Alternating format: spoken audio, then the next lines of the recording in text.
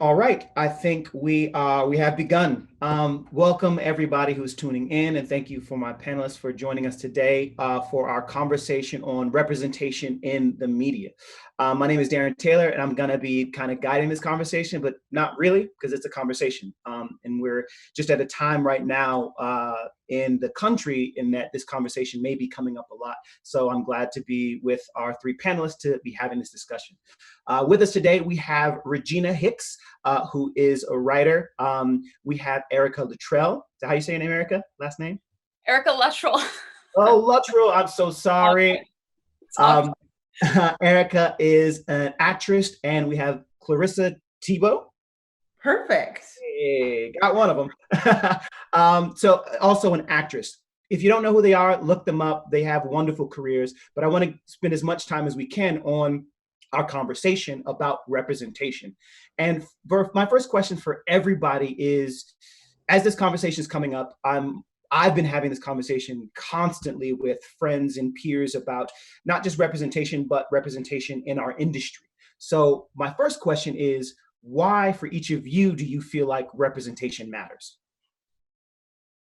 And I'm going to start big. Because I think in order to, from where we are now, from where we've been in the past, to move forward in any kind of meaningful or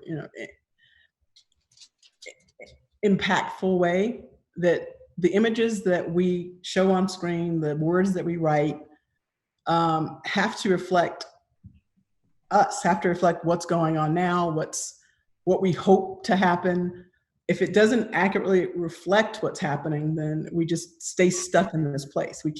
It's the same way we just keep doing, like people writing slave movies. It's like those things just keep getting made, but there are other stories we have to tell. And I think unless we can push forward the things and the thoughts and the emotions that we have inside and put those on the screen, this narrative doesn't move forward. We just stay in place, we run in place. So I think it's important, and I think we're at a time now where we can move the needle a little bit. So I think this is an important time. I totally agree with everything that she's saying. I think that the reality is we are working within an art form. And what is art supposed to do but comment on our reality and hold a mirror up to ourselves, showing us the good and the problematic parts. And I believe that art helps us progress forward. So I think representation matters because our world matters. The stories we have to tell matter. And if you only tell them from one specific racial perspective, it's not the truth. Like one perspective on an issue is never the only perspective. So like Regina was saying with, slave movies or even white savior movies, there are more stories than that to tell about specifically the Black experience, but also every person of color's experience in this world. It's as layered, as multifaceted as any white story. And so far we've only seen, well, not only, but historically have predominantly seen white people told from multiple perspectives. So I think that it's a beautiful time right now. We're in the biggest civil rights movement that we've ever had. And out of this time, I hope that we will see a new Harlem Renaissance of sorts, where there's just this explosion of culture and art and representation on the screen and behind the camera. Yeah. We need it, not just on the screen. It needs to be top down. Farther back behind the camera. We'll get into that later. Yeah. And what about you, Erica? Yes. So I was giving it some thought, obviously, earlier today, given that it's the biggest question of this panel. And representation matters, I think, because the conspicuous lack of representation is hurtful, right? Like we can all agree that like a well-told story has a universality to it. If it's well written, it's universal. You know, many people can relate to it. But if you only ever see people that look just slightly different than you telling those stories, then you begin to wonder if maybe your truths are are worth a little bit less. Mm. You know, that's how it's how I felt. It was so interesting how, like, only, I mean, it wasn't that recently in history, but somewhat, that Charlie's Angels reboot with Annie Alonso in it. I remember the first time, like, those billboards went up a few years back, and I was driving down the street and I saw them, and I saw her, like, so beautiful with her natural hair. And Mhm. it literally weirdly made me look at myself as beautiful. It's like a strange, you know, some people might look at me and be like, oh, but what? How could you do? But I didn't. I had always sort of tried to wear my hair natural, tried to figure it out, you know, but then when I saw her up there, I was like, oh my God, she's stunning. Oh, wait, I wear my hair like that. Oh, okay. You know, it was something that simple, and people don't realize how something that simple can be so impactful. Yeah, which is a wild thing to think about, that we understand the importance of media, but we don't understand the impact necessarily that it has on people seeing themselves represented, right? That, oh, I see somebody that looks like me, so that validates my experience. And Clarissa, what you were saying about that, and you as well, Erica, this universal story. There's some myth that there's no universality in the African American experience. And I don't know where that narrative came from, but it is one that is continually perpetuated. Every time African American movie does well, it's like, oh, this is a new thing, which it's not. No. I mean, yeah, go ahead. Sorry. No, go for it. No, I was going to say, I mean, and as a writer, I mean, you hear, I mean, you're, as far as trying to develop things and get things on the screen and get things written, I mean, how many times you've been told that that's not sellable? I mean, through my whole career, I've been fortunate because I have worked on some pretty impactful shows in my career with African-American cast, which I've been very grateful for, because those are the stories I want to tell. But still, even within that coming up, it's like some, you know, because we're not at a level to make the ultimate decisions. Some stories you really wanted to tell weren't told, but like just recently now have some of those stories being told, but it's such a narrow window of shows being made like that. And because it's like, we're like niche programming. It's like they figured those programs are only watched by us. And I've been out in the world and had people, I wrote on Insecure. I've had people across the globe say they enjoy the show, not necessarily from our community. So stories can be universal, and if told well. And just being allowed to write those stories and having more people who are in charge to green light people writing those stories, and then casting those stories, and then getting those stories on the screen so everybody can see them. It has been a process, and we still have a long way to go. So yeah, definitely. That makes, so before we jumped on, Regina made this like, we're talking about this now in our industry, but this is not the first time that this conversation has been brought up in our industry. And kind of looking at what's happening, this crucible fire that is kind of galvanizing more conversations about this.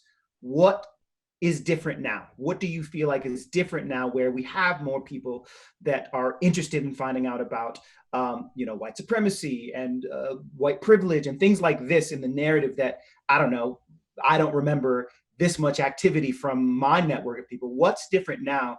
And second to that, how do we capitalize on that so that we can create more lasting change, or like Regina said, moving that needle even more?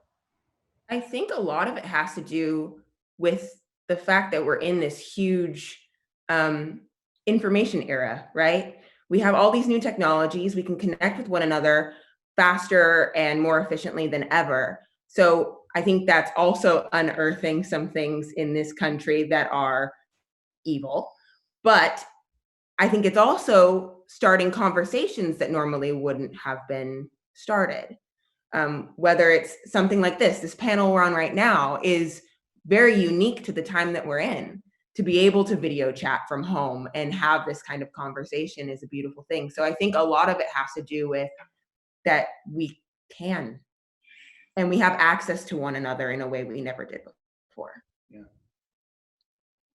As far as moving the needle, I don't know, besides just continuing to push and advocate for new innovative stories that shine a light on things that have otherwise been hidden. What I hope comes out of it, as far as, because we've been pushing the needle. I mean, no doubt, we've always been there. It's not like we step back and stop pushing. We've been pushing it since the beginning of time. This is why we are where we are. But I think maybe in this time, and just from the conversations I've had, and the people I've talked to, white people who are friends, acquaintances, or whatever, people who are starting to understand a little bit more. I mean, liberal people, but are starting to understand like a little more of the experience because they're learning more. They're educating themselves, which is a good thing. And those people, and I'm saying that all the people, because that would be, that's not our truth, but those people are the ones that can help push the needle forward even more because, like I said, we've been pushing.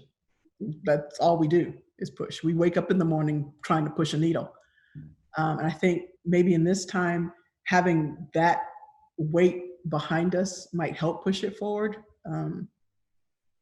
But again, it needs to be pushed forward, and we need to be pushed forward into those positions where the next generation pushing forward, it's easier because we're on the other side of the needle. So that's where we need to be. Instead of pushing, we need to be helping to pull the needle too. So we just need to be in, like I said, positions where we can make bigger decisions. Yeah. If that makes sense. Agreed. Needle analogies. 100% makes sense. So maybe, like I said, maybe all this, there is obviously good in conversations and things that are coming out of it. So there is hope. Yeah.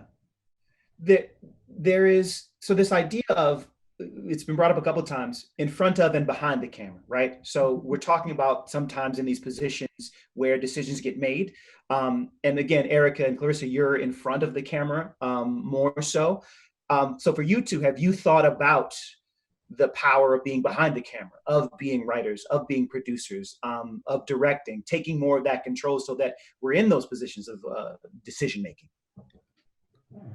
Absolutely. I mean, I think the realities of being on television or in movies or whatever is the people who have the most power are the ones who are producing it and who are show running the shows and the networks. And if you're trying to advocate for a certain type of story, it can be very hard if the people who are allowed to greenlight those kinds of decisions don't understand what you're talking about.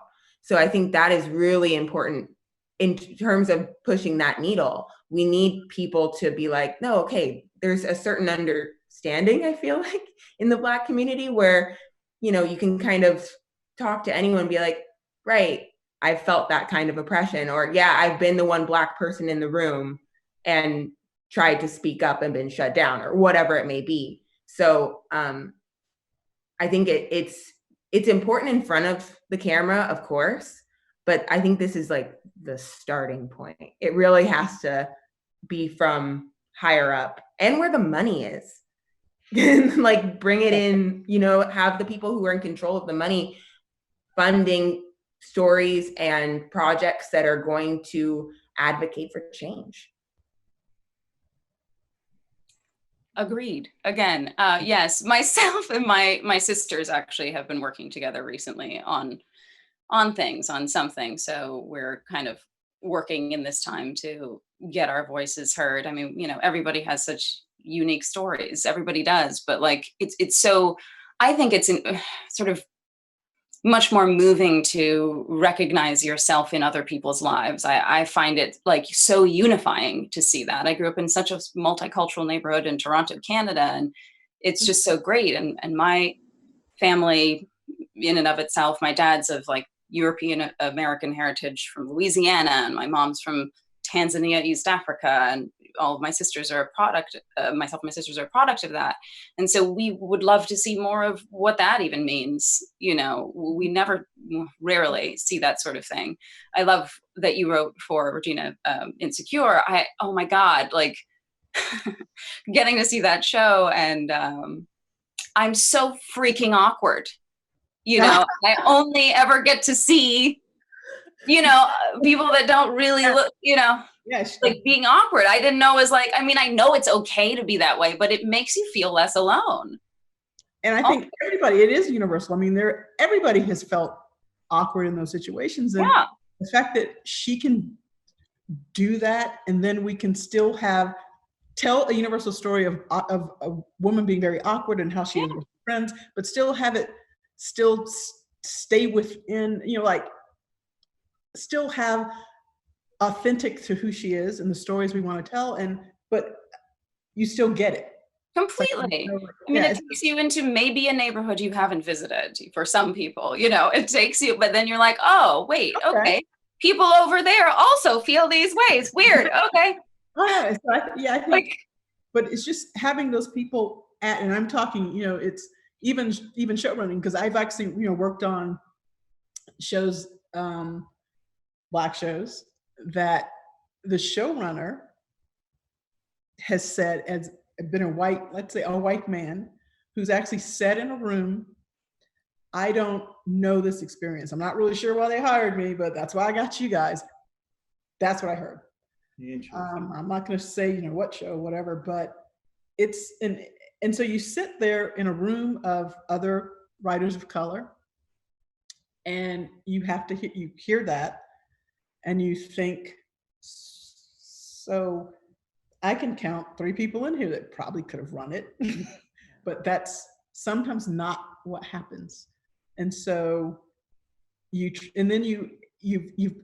basically admitted you're not familiar with the world or the stories that we tell, and then that you've gathered us all here to help tell those stories. And then when we offer up opinions or stories about it, then you clamp down because you're uncomfortable. So the true stories, the authentic stories, don't get told that way. It just becomes like this really whitewashed thing that happens that usually sometimes doesn't go very far. But yeah, I've been in those situations, and I've also been in situations where showrunner was a person of color, the show was person, and it's a whole different experience because you're allowed to tell the authentic stories. You're allowed to tell the truth, to be real, and it's a way more honest way of telling a story. And I just think more people who do green light need to listen to us when we say who needs to be telling these stories. Well, and it's also, we all have biases. Everybody in the world does. Like the human brain is legitimately oriented towards stereotyping. So if, you know, like you see, you know, okay, it's an elderly person on a bus, I will give up my chair. They might not want you to give up your chair, but you know, that's how your brain is oriented around. And so we in Hollywood, and those who are in the position and hopefully can get into the position to be creating more of these stories, have such a responsibility to tell all of these varied stories, because every story that somebody sees influences their biases. Right. You know, if they don't have people in their neighborhood who look a certain way or act a certain way or live certain sorts of lives, they're just going to get whatever they get from wherever, you know, like years of whatever sorts of storytelling that have been coming out of Hollywood are going to be all that they have. And like news reports that are skewed in certain directions are going to be all that they have.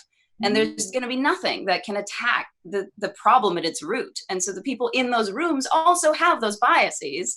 Some recognize they do and some don't.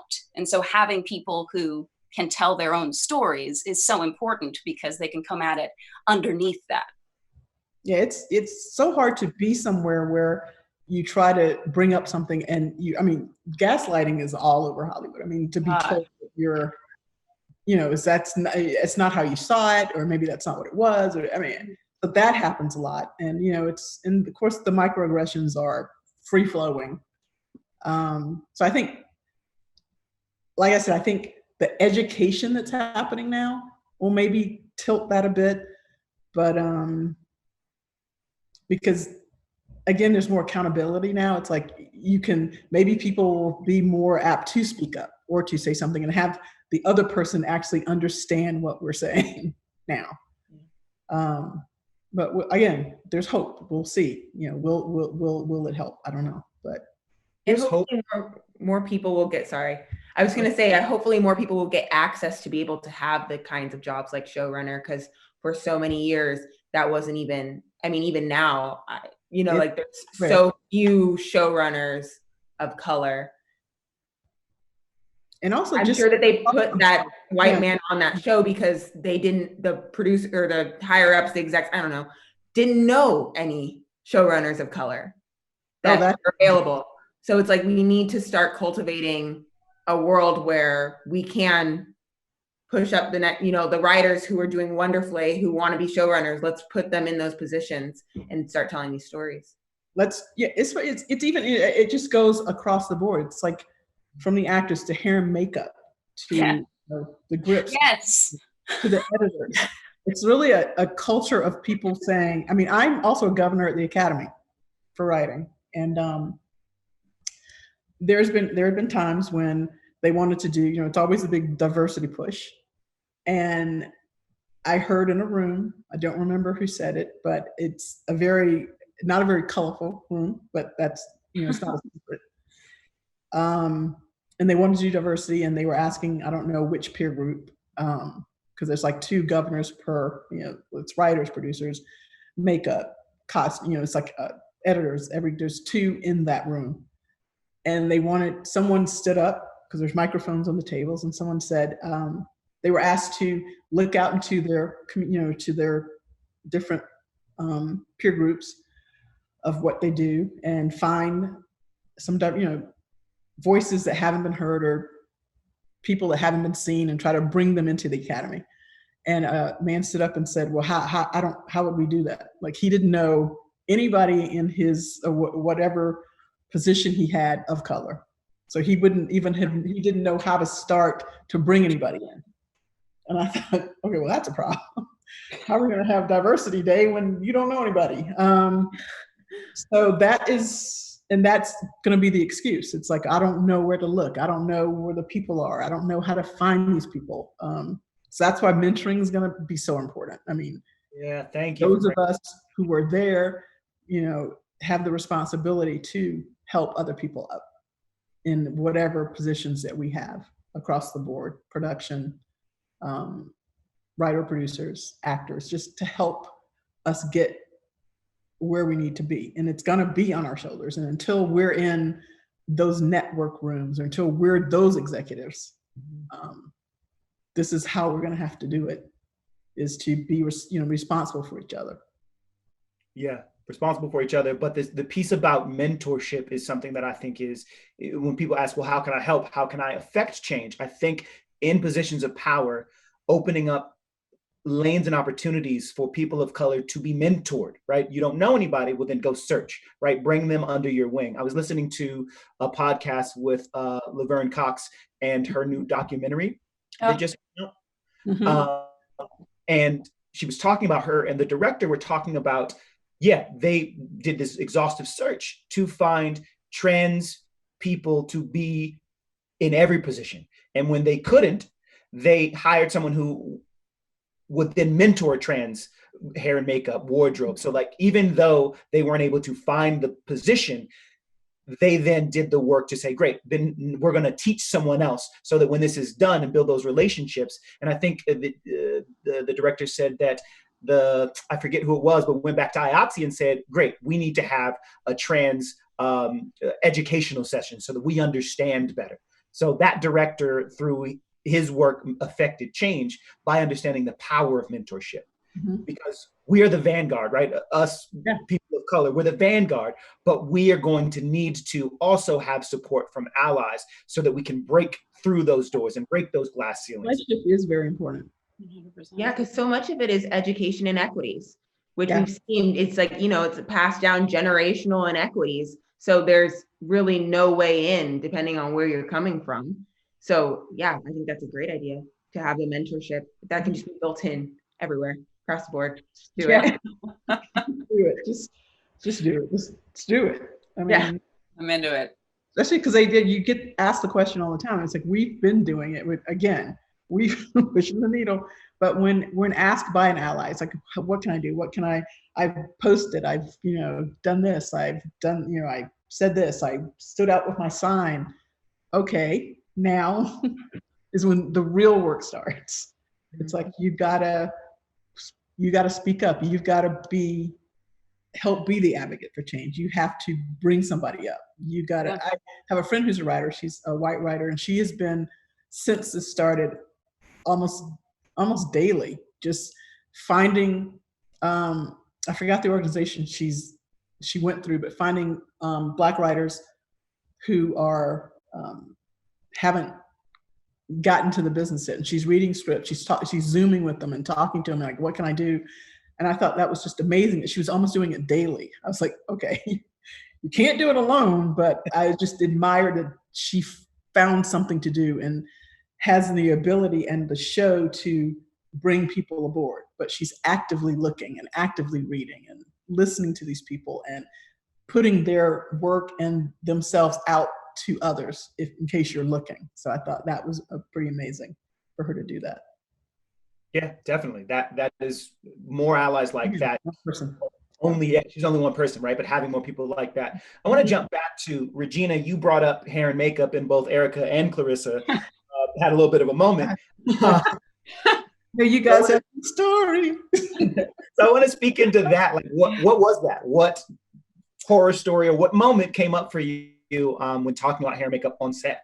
I mean, I can speak to it. I've been an actor since I was 2 years old, and pretty much the whole time, maybe only until, I don't want to be disparaging to a couple of my more recent hairstylists, but pretty much in the whole time, most of it, until very recently, I've walked into the hair and makeup trailer, and I remember it from when I was 9, on my first TV show, walked into the hair and makeup trailer, and the hair woman was like, it's that look of both fascination and alarm. And I remember it very distinct. I was 9 and I was like, oh, okay. I don't know. I guess I do my own hair then. That was pretty much what I learned then.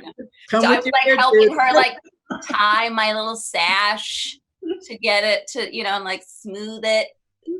She couldn't grasp. And and that's been the case the whole time. I will always show up, certainly at least day 1, with my hair done as they last saw it.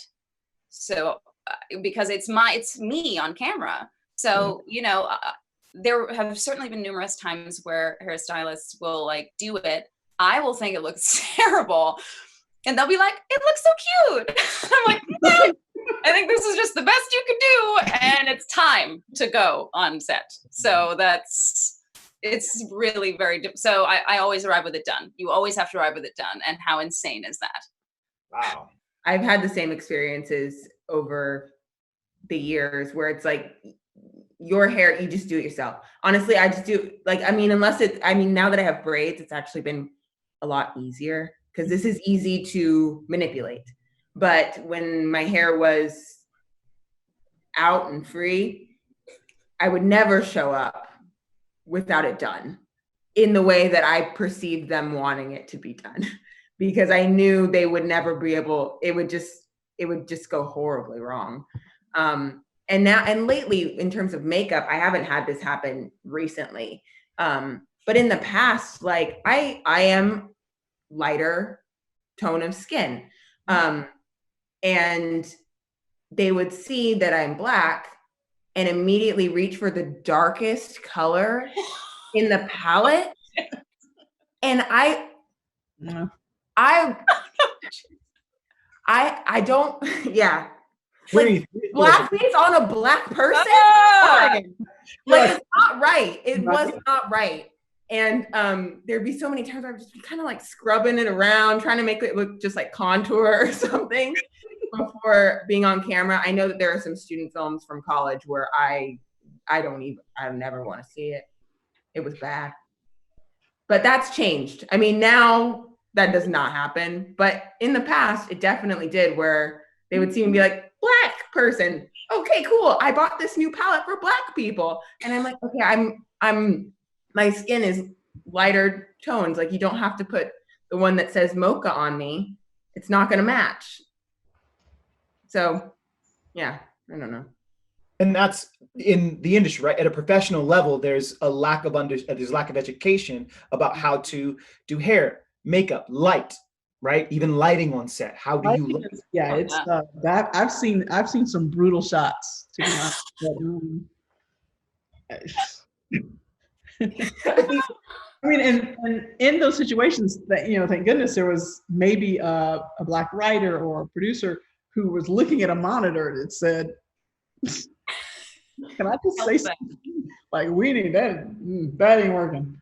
But in a lot of cases, there's not that person to say that, and so then it just goes off, you know, into the, you know, on the air, just looking how it looks, and yeah, and those are, I mean, you spoke about microaggressions, but I wouldn't even call those like micro. They're impacting not just the story, but the performers within the story, right? Eric, I can imagine, and Clarissa, needing to do work before I get to work so that I look good because nobody else has. So that must be something that weighs on you. So when we talk about representation mattering, like that isn't something that you should be bearing.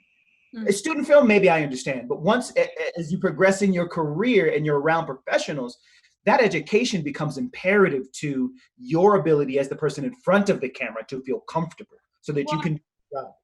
And I find, like, I don't know, I guess I suppress it to a certain extent, you know. I mean, there's been, over the course of many years of doing it, you just kind of are like, this is just what happens, I guess, you know, and it's a bummer. I was listening to another representation panel recently. It was the SAG-AFTRA one.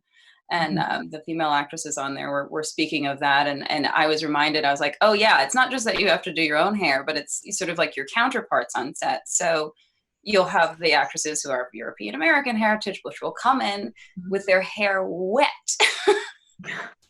Like, come in with it washed, and that's it. And you could never, like, the very idea, if I came in with my hair wet, like, most people would have a complete nervous breakdown. I don't even know what they would do with that. So, I mean, to be able to come, like, literally roll out of bed, take a shower, and just stroll in with your coffee is not a luxury that we have. Yeah. No. Yeah. There were a few times where I was very envious of people walking into the trailer, and I was like, yeah. In any kind of way, knowing that they're going to be kind of way, walk out looking fly, and you're like, just like totally full blowouts, like beautiful waves. You're like, what's that? Yep. And then having it, you're right. If you sat down, it would just be like, I don't know what to. Nothing. No. Yeah. And you would have to comfort them in that moment. I mean, to the point, sort of microaggressions and having to manage other people's discomfort with your presence and your selfhood. You have to sort of manage people. It's like, oh, it's okay. You know, you just kind of, you do the curls, like, just spray it, not that product. No, just spray it with this product. And if you can do the curl, pull it out. Okay, you can try it that way if you want. That's fine. Okay, but it's a little bit better if it, and then they're like, no, it looks cute. And that's the end, you know, so. Yeah, if you could just get closer to the edge, you're not really getting the. You're just not. Like, that edge control doesn't work on my hair. So, like, if you use that, Carol's daughter works. But those, okay, you're gonna use that one anyway. Okay, I'm just gonna use that one anyway. You're like, well, it's worked on a lot of people with similar, and I had it though. Like, no, it's gonna look like up on my phone. Maybe someone's gonna look like they just like spat in my hair. Like, please, the one that works, not keep applying. I look like I have a deodorant stick on my head by the end of the day. I'm like, okay, pretty much. Right. So that speaks. So Clarissa, you brought it up earlier, off camera, but this, I want to talk about that article you brought up, because this idea of being problematic. Right? Everything you're talking about, like, you have to take the responsibility. You have to make sure you're speaking clearly so that they understand that's a responsibility, and almost this kind of learned behavior to not be problematic, because you see yourself as, this is a great opportunity. I don't want to appear ungrateful. I don't want to appear like I'm causing a problem, even though you're doing the bare minimum for you to feel comfortable on set. You take on that responsibility. So Clarissa, you brought up this article. If you could speak to it a little bit. Yeah, so some people probably have already read it, but there's this article, I think his name Nicholas Carter. I hope I'm not messing that up. But he was the only Black writer at Cards Against Humanity, and he recently wrote an article from his perspective on what transpired while he worked there. And essentially, Cards Against Humanity wanted to use the N-word on a card. He was like, hey, probably not a great idea. And it was maybe the first time he had really said anything like that at that job. And it kind of just started snowballing from there, where they thought he had a mental break. They called his family and told his family that they thought something was wrong with him. So that his family was really worried. They thought he should see someone. So he assumed that it would be, a therapist, go see a therapist. But really, they admitted him into a psych ward. And when he was talking about the issues, feeling like there was racial bias at Cards Against Humanity, his tall, blonde, psychotherapist at this institution essentially said that was crazy and everybody's equal and it's a delusion. So if you read the article, he goes into better detail about it, but I was reading it before I came on this panel, and it just, no wonder people go crazy. We live in such a crazy world. It's just you're told every day that you come in and you say, this happened to me. I mean, it's like how many, we've all been followed. We've all been, asked as we stepped up to a plane, are you sure you're in the right line? I mean, it's like these little things, but we've all, in telling certain people, it's like, the question's always been in the past, are you sure that's what happened? Are you sure that's what the person meant? It's all that making you think, because it's gaslighting. Gaslighting can essentially drive you crazy. Mm-hmm. And you do sit and you think, am I seeing things that aren't there? Am I imagining if people are saying things and I thought they meant them this way, but they're telling me that's not what so you sit in a culture of so many people telling you that what you think and what you see with your own eyes is wrong. And I can see how eventually you might go crazy. I mean, why 90% of us probably have high blood pressure. It's because we just live in a world where we think we're crazy. But and he was not crazy. He was not crazy. He didn't take any of the medication while he was there. He spit it out. And he was not crazy. But going through that whole experience that he talks about would make somebody crazy. Yeah, he'd been so happy there, and just basically one of them, everybody was getting along, it was all fine. And so the minute he spoke his truth, they were just naturally assumed it was a mental break. Because he wasn't trying to appease them. Right. It's like, this isn't the guy we know. So something must be wrong. Right. But I think it's happening more. I know that I have learned a lot in the last, 10 years than I ever did before, about why things hurt. Those little things, right? That you may have not known were an aggression, like being told, I don't even think of you as Black, and being like, why does that hurt so deeply inside of me? I couldn't recognize it at first until we had more information out in the world. And, there's Twitter and Instagram, and people are posting these wonderful things where it's like, right, because you're basically saying that Black is bad. If you don't think of me as Black, it's a compliment that I'm not Black. How insulting. But yeah, I think that it's all these little tiny things that now I feel like, at least for myself, and I think a lot of Black Americans are going through this learning process too. I mean, that's why that felt like that. That's why this happened that way. And I know I've been arming myself with knowledge. Being like, okay, I can recognize that is actually a microaggression, and I am not crazy. Mm-hmm. So now I'm not going to go down that rabbit hole of is it me? I know it's not. It's like tiny pinpricks, but you know, it's after a while They add up. Yeah. This idea of representations, responsibility keeps coming back up. Who's the responsibility on? And speaking to, do any of you feel exhausted by being a representative when you walk into a room and you are the only person of color? Do you feel a responsibility to, all right, now I have to put on my armor to be representative of every brown person that they may ever meet? Do you feel that? A, that's almost a rhetorical question. B, are you exhausted, or has this current time re-energized you because more people are talking about it? Like, where are you on the spectrum of just being exhausted with being the sole representative of a group of people? I personally think that if I am, colorism is real within every racial community, and I recognize that. And if I am the one diversity in the room, you didn't do your job. Word. You did not do your job. So when those kinds of things happen and I look around the room and I'm the only person of color or only Black person in the room, it is exhausting. And it makes me so angry. I'm like, come on, you can do better. Like, not, I want to still be there, but like, we can, I'm not. Right. Yeah. See me. Totally. Colorism is real, and, you know, proximity to, and so my experiences are going to be different from another person's experiences. We are not all exactly the same person. We don't have, so gosh, I'm like losing my train of thought. It's because it's so frustrating to me.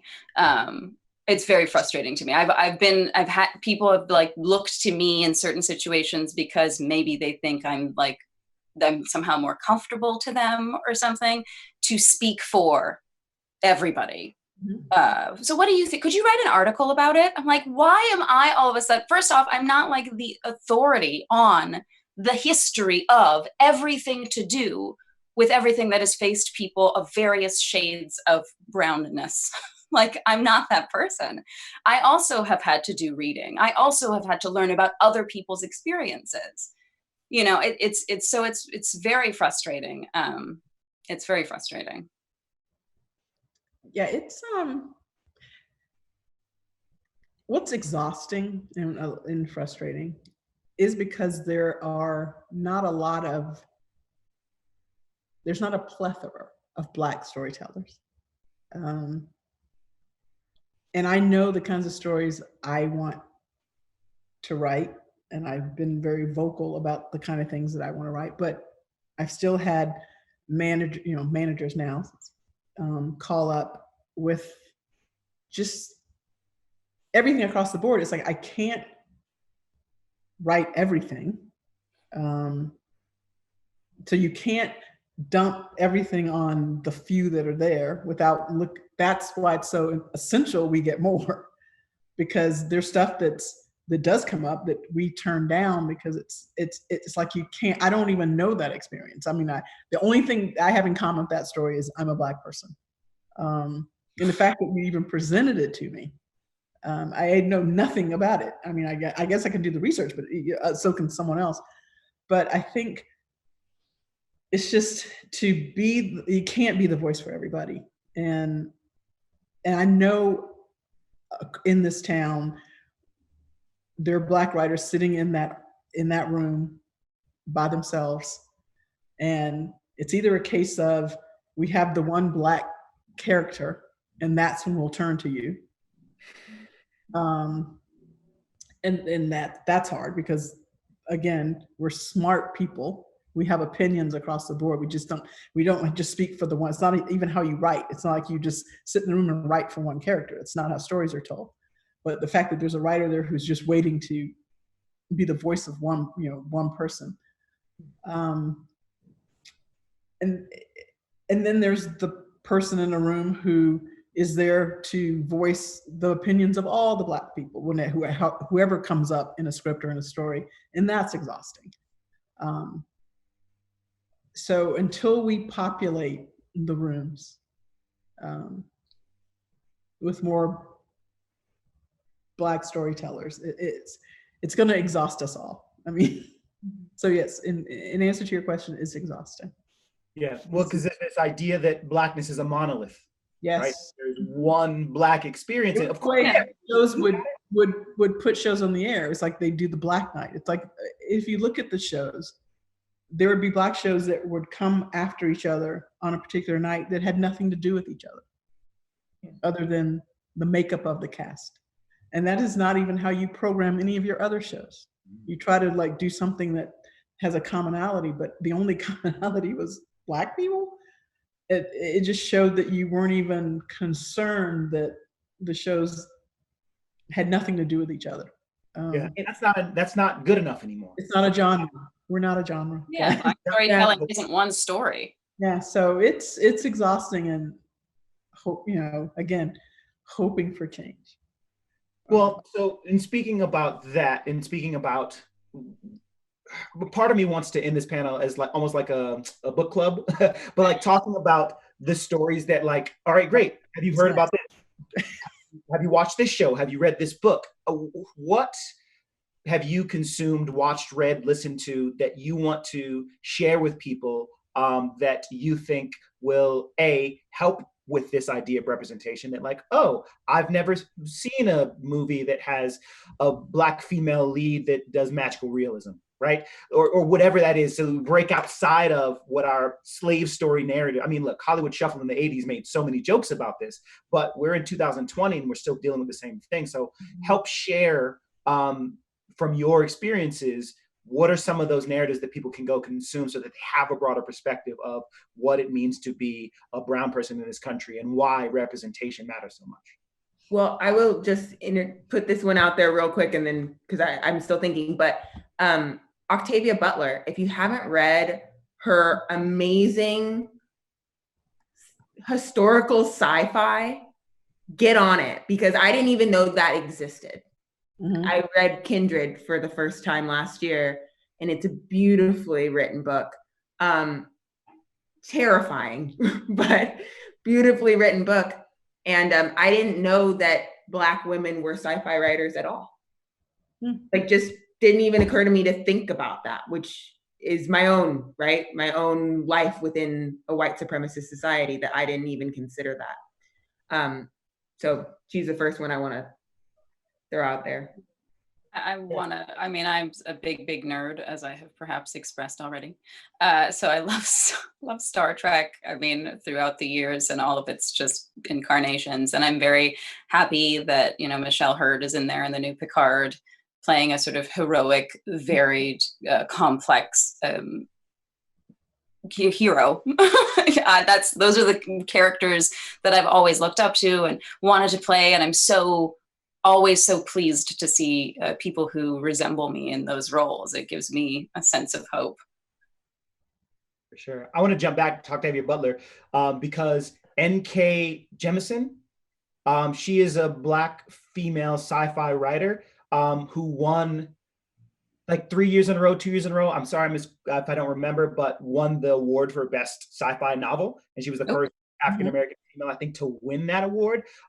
She's also 100,000 Kingdoms is the book that comes to mind of hers, but like, she's dope and is somebody that everyone should be reading right now. 100,000 Kingdoms. 100,000 Kingdoms. N.K. Jemisin. I heard about her because of Stacey Abrams. Stacey Abrams was reading one of her books. Now, if Stacey reading it, then I'm gonna read it too. Love it. I'm also going to throw out there Insecure. Like, if you have not seen Insecure, watch Insecure. Yeah, that was such a joy. I mean, go back and watch some Girlfriends. I mean, some Living Singles. I mean, they're the throwbacks. Those shows are what got us here. But yeah, stop watching Friends and go watch Girlfriends. I mean, right now we had to stop short because of the pandemic, but I will do a selfish plug. But I'm running a show on Netflix called The Upshaws with Mike Epps and Wanda Sykes and Kim Fields. It's a multicam. It's been a joy. And we've really tried to tell real, authentic stories. And, you know, even when we had pushback, but thank God I had some muscle behind me, because I don't know if you've met Wanda Sykes, but she's kind of the co-creator with me. And she pushes back very hard. She can push, she's a real weight behind a needle. So it's been a joy whenever we've gotten pushback. And Netflix has been generally really good about letting us tell the stories we want to tell. So, but there have been moments, but I just, you know, go get the bulldog and then we push and we get it done. But so that will be, like I said, I don't know, we had stopped halfway through, but hopefully soon. But that's something I'm very, very proud of. So just, and I'm proud of, you know, the room I put together, but it's been a joy, so. I just want to make the point that I want it to be easier for us to think of these things. I know. You know, I mean, you asked us this question and I was like, okay. I know, me too. I was like, yeah, but well, okay, there is Insecure, as we mentioned. There is Ava's like it's offensive that it takes that much thought to come up with those stories. Yeah. That being, I was sitting, I was like, no. yeah, exactly. Literally all of us had to be like, just give us 1 second. Yeah. Isn't even on the air yet. That's why I literally just shouted out Octavia Butler right away, because I was like, I got one. Oh, Octavia. We just, there need to be more, obviously. There need to be more. So that we should be so many that we're rambling and you cut us off and say time is up. Yeah. Yeah. But we're not there yet. We're not there yet. The stories are varied and there need to be all of those stories represented. Yeah. And I think people need to hear that just because they're varied doesn't mean that they can't be universal. My story can still speak to someone who doesn't look exactly like me. Absolutely. 100%. That's just good storytelling. Yeah. Exactly. And we have the power to tell good stories in that. I will shout out one person. So there's this playwright. I was in his play, Idris Goodwin.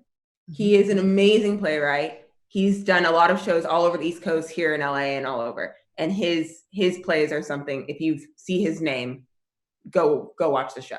Whatever his name? Idris Goodwin. Idris Goodwin. Yeah. Awesome. Okay, so we have a few more minutes left. Now I want to speak to, like, my last question, I guess, is around what are stories that you have thought of, that you were on a set and like, oh, if this was told from this perspective, are there any stories that come to mind that you would like to see told, that, you know, if a writer is out there watching this and like, oh yeah, I can work on that, just so that we can spark a little inspiration as we talk about stories that we want to see? I've been doing a ton of research around the time, and I'm not going to give away the person I'm doing the research on because I want to tell that story, but I can say that the time period in America between probably like 1870 until, you know, the 1920s, when the Harlem Renaissance came about, is kind of an incredible time for Black history, in between like slavery and Jim Crow, essentially. Like Jim Crow was just kind of starting, but there were some Black scholars, Black philosophers who kind of came out of that time, like W.B. Du Bois was in that same time. And he was the first Black man to graduate from Harvard Law School. So there are certain stories from that time that I find so interesting. Also lots of like LGBTQIA Black stories that are from that time. So I would love to hear some stories of, you know, Black art being told during the late 1800s, early 1900s. Because there's some stories there. There's a lot of people I've found that I'm like, why don't I know about you? I know, I feel the same way. It's like I was talking to someone this morning, we were just talking about what we learned. I said, I'd love to see my history book from high school, because I can tell you history, it takes me about 3 minutes.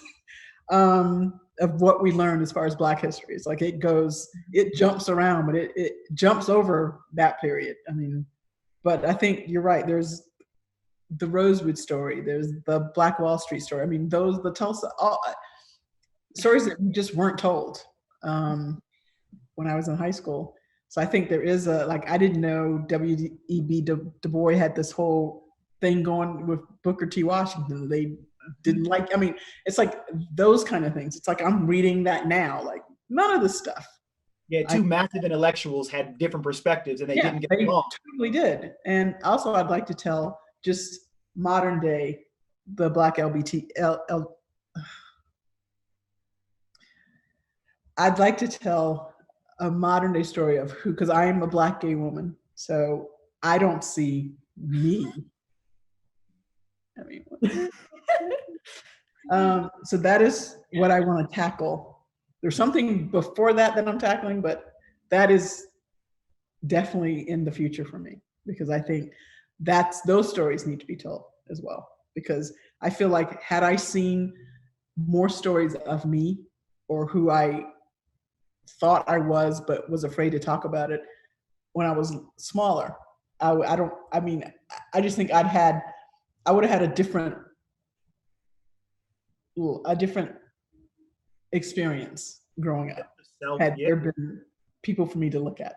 So that's very important to me. Agreed, as a person of similar nature. And also I love, I'm a big fan of all your Marvel DC universes, and I feel like all of that, I cry pretty much in every well-told movie in those universes. Well told, good emotional center, wonderful actors, and I want to see more. I want more heroes. I want more heroes that look like different people, like Wonder Woman and like Valkyrie and Black Panther cannot be like the only people ever. People, it's like, okay, we did it though.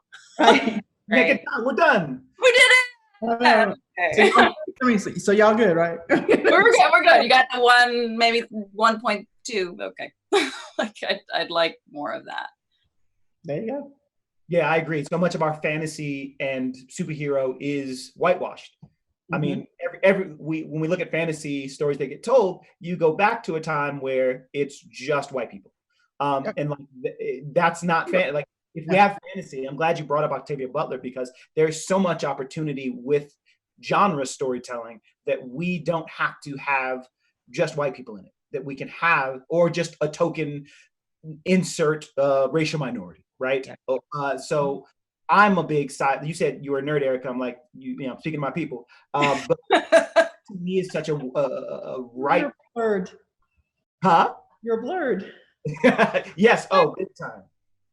Like seeing that as a genre is. Yeah, I want more stories where we have fantasy leads that are brown, that are queer, like just across the board, because you can do anything. You can literally make up anything. I've been like the one character, I was like, okay, I could play this character. Storm! I could play that one. There. That's okay. In a live action context. So I think we're at time. Thank you all so much for sharing your time and your perspective and your passion around why representation is so important. I know I started with that big question, but I think we hit on it in a lot of different ways as to the impact that representation has and the power of our art form. Our art form reaches so many people. Are there any parting words that you want to give to everyone that's watching around this panel, other than thank you and mentorship? If you're in a position of power, mentor somebody. Oh, absolutely. And let's just to keep voices raised. I mean, we're in an incredible time in our history, and I think we can. This, like I said, this could be our needle change. So let's grab it and push as hard as we can. Push, yeah. And also, sorry, go ahead. Well, please, you go. Oh, I was just gonna say that for people not to feel, I guess during this time discouraged, every little thing counts. Whether it's you're talking to, your mom about, her racial bias, or you're talking to your friends, or you're trying to talk to your friends, or you're posting things, or I think all of it adds to the movement. So and also that you can continue to learn. it is okay to be wrong and to learn and admit your faults and have humility and then be like, cool, I'm going to go here, learn this, and this, and keep growing. It's always okay to grow. And I would just reiterate that good storytelling is universal, and people seeing themselves and their hair and faces similar to theirs in those good stories saves lives. Yes. Yes. All right, Regina, Erica, Clarissa, thank you all so much for letting me guide this conversation, sharing. And that is our panel. Everybody, take care. Bye. Bye, guys.